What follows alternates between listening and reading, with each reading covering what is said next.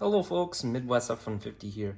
The date today is May 17th, 2025, and in this video, I share with you my latest iteration of my maintenance plan. For those who are new to the channel, I have a 2021 Ford F-150 3.5 liter EcoBoost with 68,000 miles. On this channel, I'm on a mission to get it to 500,000 miles. In my effort to beat the system of planned obsolescence, I have been discussing with many folks on and off the channel about how I can approach car maintenance. That all being said, let's jump right into it.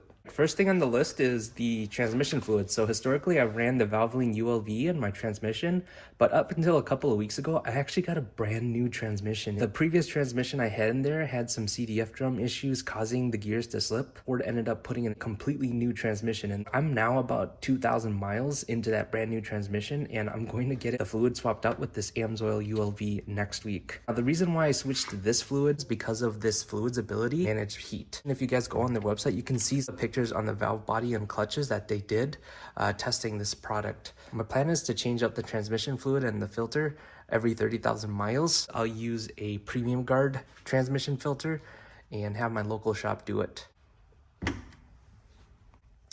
Next thing on the list is gasolines. I'm planning to use only exclusively Costco or any top tier gasoline just because I've noticed some performance deterioration when using other gas brands in my area. So I actually noticed better MPGs than the other options that exist here in Minnesota. Also, I like the detergent package. It's supposed to keep the inside of your engine much cleaner. So I think part of getting to 500,000 miles is keeping the engine clean. All right, next on the list is the rear and front differential fluid. I previously ran Motorcraft fluid on it and recently switched over to the AMSOIL 75W 85W severe gear. And the reason for that is because of its ability to handle higher temperatures. It also provides a layer of protection around all of the metal surfaces that other fluids can't. And it's only about $2 more expensive than the Valvoline option. And so it was a no-brainer for me, and I can just batch the orders of the fluid together with the transmission. Next thing on the list is the transfer case fluid. So historically, I've ran Motorcraft fluid and recently switched to the AMSOIL ATF fluid. For my specific model, the transfer case calls for a Mercon LV fluid, and this AMSOIL ATF fluid actually meets the Mercon LV fluid, so I'm planning to change out the transfer case and the differentials every 60,000 miles. Jumping over to motor oil, my plan is to do oil changes every 2,500 miles using a MicroGuard Select oil filter. Now, I really like this filter because of the way it's built. It has a really strong construction on the shell. In fact, I've cut open into these filters and it's the most difficult filters that I've ever cut into. I really like the inner cylinder. The big holes allows the oil to flow more effectively. This is about $10 and I'm planning to change the filter itself every other oil change just because this is actually rated for 10,000 miles. Jumping over to the oil, I'm planning to stay with the Valvoline Restore and Protect, as you can probably now imagine. The engine only has about 68,000 miles on it. It's mostly clean. One of the things that I want to get ahead of is keeping it clean. So it is my belief that if I keep this inside surfaces of the engine clean, then I can ensure that heat is properly transferred between metal parts and the fluid. And with the EcoBoost being turbocharged, turbos are actually cooled via coolant and oil. I can keep all the metal surfaces inside the engine clean and allow heat to properly transfer, then I feel like that's a win. And next thing on the list is the cabin air filter. So I'm going to be using this PureFlow cabin air filter, which has the 4 stages of filtration.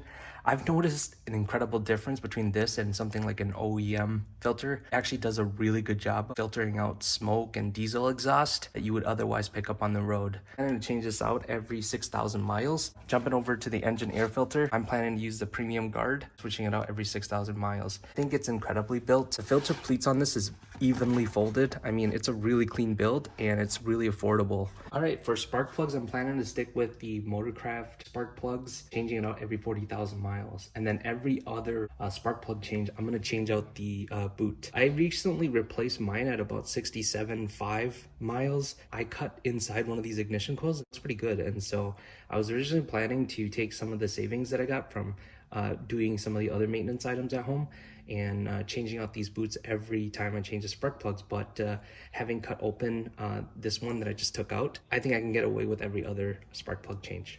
All right, jumping over to the coolant or antifreeze. I recently learned how to do this at home, and I'm planning to do it every 2 years using the Motorcraft Yellow pre-diluted. It's all thanks to this vacuum pump that I got from Harbor Freight for about 50 bucks as part of their Insider Track membership sale. And the coolant itself is relatively inexpensive if you're buying it from Rock Auto. I think I ended up paying about 12 bucks for one of these pre-diluted bottles. If I change it every 2 years, I think I have a shot at keeping the cooling system clean. The next thing on the list is brake fluid. I was originally going to do this based on test results. So they were test strips that I found on Amazon, and my plan was to just dip it in the brake fluid reservoir every so often to check the condition of the fluid. Originally, I was going to take it to the shop to get this done, but I've learned recently that it's pretty easy to do at home. And so really happy with the savings there, and I'm going to put it towards getting a little bit more aggressive with the brake fluid change. As I live in Minnesota where there's just a lot of moisture, salt, and things that could potentially slip through into the brake system. Right, everything else on the list is on an as needed basis, and I'm planning to use mostly OEM parts for anything that needs replacement, particularly the brake and the brake pads. I really like the Ford branded ones. I think they do a good job. Let me know in the comments if there's anything that you guys would do differently. At the end of the day, I'm not a car expert, and I'm just piecemealing everything I've learned from all of you and things I've read online in order to develop my maintenance plan. Thank you so much for making it to the end of this video. On this channel, I'm on a mission to reach 500,000 miles on my 2021 F-150. Along the way, you can expect regular updates, in-depth product reviews, live streams, and more. Subscribe now to stay up to date and be part of the journey.